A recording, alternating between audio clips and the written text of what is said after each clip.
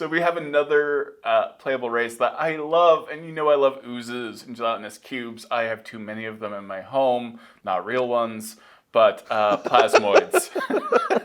We have the plasmoid race. It's so fun. So the plasmoid, and I'm looking down at the page where it appears in all of its glory, the plasmoid allowed Chris Perkins and I to write a sentence that gave us a special delight, which is, "You are an ooze."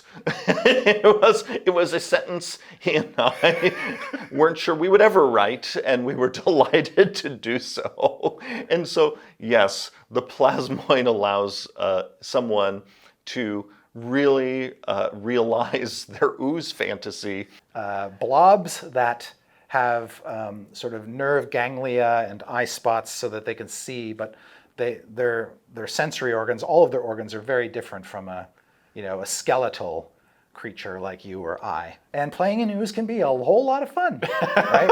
I will not deny there's a Star Trek route there too. One of my favorite Star Trek characters was Constable Odo, right, from Deep Space Nine, who is of course a blob who can assume different forms.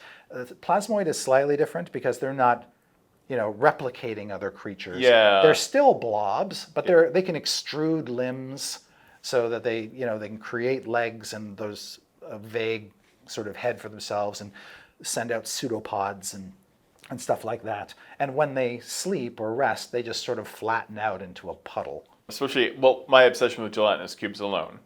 The ability to play an ooze is exciting. You can flavor this in a lot of ways. Indeed. Just like and Jello. I think there's a lot of variety too in terms of their look. Yeah. So you can create something that's very visually distinctive as a character, as a plasmoid. And one of the great contributions that Ben Petrosaur, one of our teammates, he just threw some idea out once that inspired me to write a line or two in the plasmoid entry about them dyeing themselves. They can basically ingest dyes to change their color.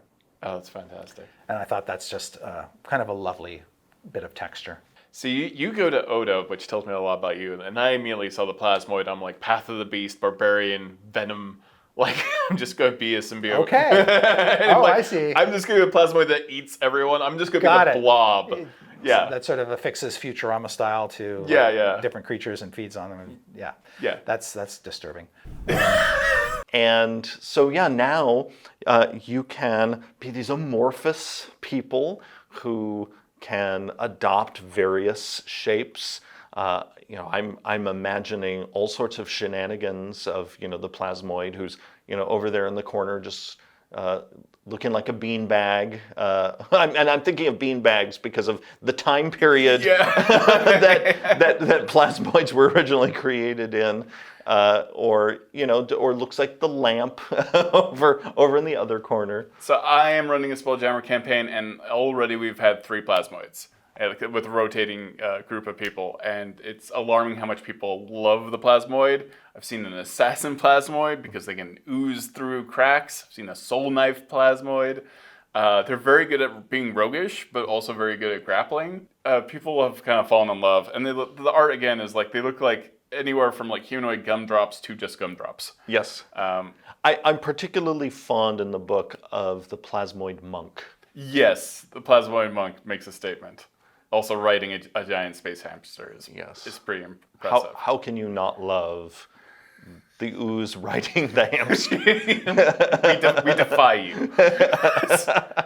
If you liked this interview and you'd like to see more, go ahead and like the video, subscribe to the channel, and hit that little bell symbol so you're notified anytime a video like this comes out. Thank you so much for watching.